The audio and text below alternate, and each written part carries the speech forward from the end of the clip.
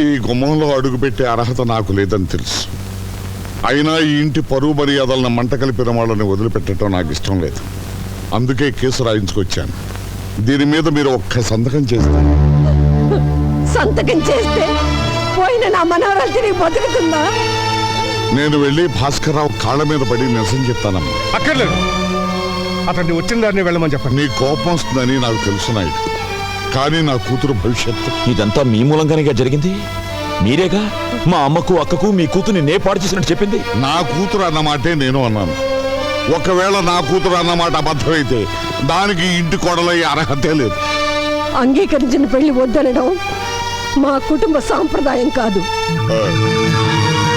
అవునమ్మా, మా అమ్మాయి అబద్ధం చెప్పిందని చంద్ర కోపంగా ఉన్నాడు. నేను తీసుకొచ్చిన వాళ్ళు అవమానపరిచారని నాయుడు కోపంగా ఉన్నాడు. మీ మనవరాలు అలా చేసింది.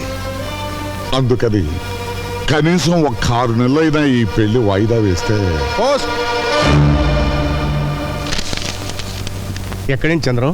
యాంటనీ రాశాడన్నయ్య. కంప్యూటర్ ట్రైనింగ్ లో సీట్ దొరికిందట. వెంటనే న్యూయార్క్ బయలుదేరమని. భగవంతుడు ఉన్నాడు నాయుడు. ఎందుకు 6 నెలలు పోస్ట్పోన్ చేశారని అడిగితే సమాధానం చెప్పుకోవడానికి చక్కని అవకాశం దొరికింది. ఏమంటారమ్మా? నేను అమెరికా వెళ్ళదలుచుకోలేదు. తమ్ముడు, నువ్వు వెళ్తున్నావు. కోపం శాశ్వతం కాదు. 4 రోజులు పోతే అదే చల్లారిపోతుంది. నాగమణిని భాస్కరం బాబుని నేను తీసుకొస్తాను. ఇల్లంతా ఇలా ఉంటే తమ్ముడు, ఒకప్పుడు నువ్వు ఈ ఒక్క విషయంలో బ్రహ్మనాయుడిని ఎదిరించిన బాలచంద్రుడు అనుకోమన్నావు. ఇప్పుడు నేను అదే చెప్తున్నాను. ఈ ఒక్క విషయంలో బాలచంద్రుడిని శాసించిన బ్రహ్మనాయుడిని అనుకో.